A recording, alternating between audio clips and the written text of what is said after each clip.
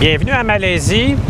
Je me trouve dans la capitale Kuala Lumpur, plus précisément devant les célèbres tours Petronas qui seraient les plus élevées au monde reliées par passerelle. Je vais y passer les prochains jours à la découverte de la capitale qui compte environ 1,7 million d'habitants et avec les banlieues, on grimpe à 7. On sait que la péninsule malaisienne a appartenu aux Britanniques jusqu'en 1961, année de la souveraineté du pays, qui était alors une fédération. Cette fédération comprenait la ville de Singapour.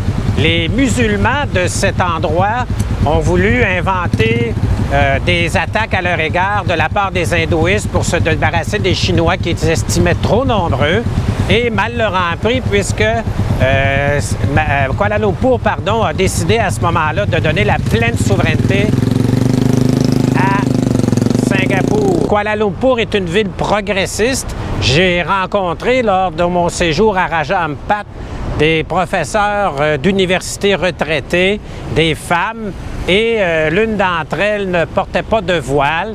Elle enseignait la physique à des chercheurs à l'université de la capitale, imaginez. Et ces femmes m'ont dit que Kuala Lumpur avait une certaine laïcité qui permettait aux femmes qui ne voulaient pas porter le voile, le tchadar, de le faire, donc tout simplement de ne pas le porter. Cette dame qui n'en portait pas parmi les autres se levait quand même tous les matins à 4h30 pour faire les prières. Je compte aller visiter le Chinatown et le quartier indien parce que Singapour est un heureux mélange de culture arabe, indienne, chinoise. On va donc se promener dans la mégalopole à la recherche de ses attraits. Présentation de mon petit cubicule à Kuala Lumpur. Il se situe au 25e étage d'un immeuble. Ça me permet d'avoir une vue assez spectaculaire de la cité. Ça, c'est bien. Par contre, il y a quelques bémols, hein, c'est toujours comme ça, en particulier la table et les chaises qui sont plus que rudimentaires. Je veux bien croire qu'il n'y a pas beaucoup d'espace dans ce petit appartement, mais je crois que 2 chaises un peu plus confortables et une table un peu plus spacieuse auraient fait l'affaire. Très apprécié, une lessiveuse, ça c'est un beau plus. Le réfrigérateur, ça va. J'ai une bouilloire, mais rien pour faire du café. Je dois avouer que c'est très, très, très rudimentaire, le matériel, pour pouvoir se débrouiller en matière de cuisine. On va aller voir maintenant la salle de bain. Alors, on a une belle douche très moderne. L'eau, parfois, la pression a semblé fluctuer, mais ça arrive souvent, n'est-ce pas, quand nous sommes dans un immeuble qui comporte 35 étages et que je me retrouve au 25e. Je me situe à la gare centrale de Kuala Lumpur, qui est un peu notre pendant du métro Berry, de la station Berry à Montréal. Donc ici, toutes les lignes, les corridors de métro convergent. On les identifie par des couleurs. Ça nous rappelle aussi le métro de Montréal. Par contre, petite différence, vous avez 2 corridors qui sont administrés par une autre entreprise. Je me situe aux grottes de Batu. Ce sont des Tamouls vers 1890 qui ont installé la divinité Murungan, qui sera à caractère militaire. Et depuis ce temps, le lieu est devenu un endroit de pèlerinage.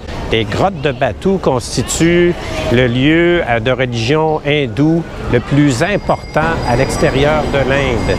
On y a installé des marches vers 1920, des marches de bois qui ont été remplacées vers 2017 par d'autres de couleur. Ça a fait scandale auprès des gens qui sont soucieux de l'originalité des lieux. L'immense statue Murungan qui est derrière moi, la fameuse divinité, quant à elle, elle a été installée vers 2007. Je suis devant le palais que le sultan Abdul Samad a fait construire au milieu du 19e siècle, 1856. Immense structure devant laquelle, semble-t-il, se déroulaient toutes sortes de parades et de processions militaires, mais aussi plusieurs petites boutiques et restaurants qui s'agglutinaient autour du palais. Aujourd'hui, c'est très, très, très différent. Le sultan a régné ici à Kuala Lumpur jusqu'à son décès en 1897. Ce superbe bâtiment était une gare centrale au début du 20e siècle. Elle a été inaugurée, cette gare, en 1917. C'est un architecte britannique qui a imaginé l'immeuble. Il s'est inspiré de la culture ottomane du 13e siècle avec toute cette fenestration coiffée d'une arche. Il s'est inspiré aussi de l'architecture de la Grèce ancienne orthodoxe avec les nombreuses coupoles qu'on peut deviner aux extrémités du bâtiment. L'aile B, malheureusement, a été endommagée pendant la Deuxième Guerre mondiale lors de bombardements et a été cependant reconstruite. C'est vraiment massif comme immeuble. J'arrive au Chinatown de Kuala Lumpur, plus précisément au marché central. On va aller explorer l'endroit à la recherche quand même de quelque chose à se mettre sous la dent. Voilà l'autre truc que j'ai déniché. On va s'y engouffrer. Peut-être que je vais trouver des choses plus caractéristiques, plus typiques d'un quartier chinois. Ce marché chinois est le paradis du toc, du simili et de l'imitation. J'ai trouvé une petite table et il y a des nouilles qui me font penser à celles de mon restaurant chinois à Montréal, le Jardin du Cerf, les nouilles Singapour. On va manger ça. Mon plat est arrivé, j'ai été servi. J'ai sélectionné des nouilles aux fruits de mer, des vermicelles de riz. J'ai opté pour le format moyen à 18 ringgit. C'est ainsi que se nomme la monnaie en Malaisie. L'absence de vermicelle de riz dans l'assiette fait que chaque bouchée est très aérienne avec le chou ciselé. C'est vraiment tout en légèreté que ça se présente en bouche. Je me situe à Bukit Bintang, qui se veut à Kuala Lumpur le pendant de la Fifth Avenue in New York avec un soupçon de Times Square. On compare souvent cette ville avec Singapour depuis que cette dernière a quitté la Fédération en 1965. Singapour qui se moque souvent, qui se targue d'avoir mieux réussi parce que plus discipliné que Kuala Lumpur. Il est vrai qu'ici, c'est un peu plus anarchique comme développement. Beaucoup d'autoroutes, des autos qui sont garées sur les trottoirs, absence quand même d'espace vert.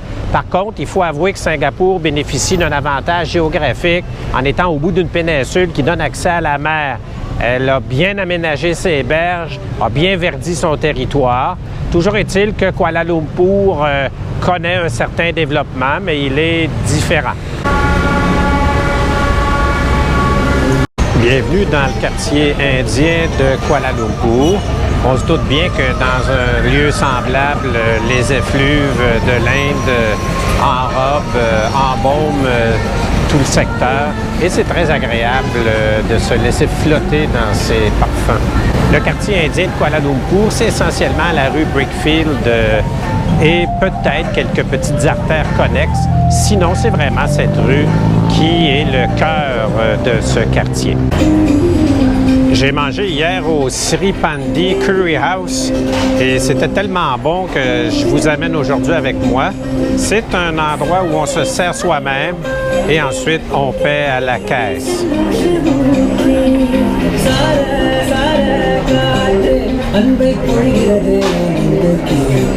J'y ai mangé ici le meilleur curry, le meilleur bouillon au curry, le plus épicé enfin, depuis le temps que j'en cherche un. Vraiment excellent. C'est pourquoi je reviens aujourd'hui. J'ai fait mon choix. J'ai une belle portion de riz biryani. J'ai 2 beaux chapat tout frais, tout chaud.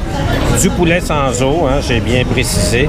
Et 2 types de sauce au curry dans lequel je vais tremper tout ça.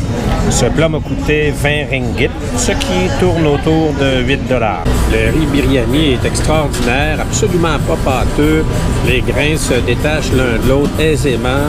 En bouche, c'est vraiment un festival de saveurs qui se termine avec une belle chaleur.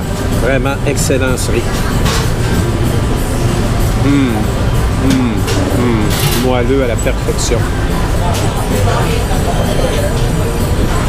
Très relevé. très, très bon curry, bien intégré avec les autres aromates, que ce soit évidemment le garam masala ou le cumin. C'est vraiment un festival de saveurs en bouche. Très agréable.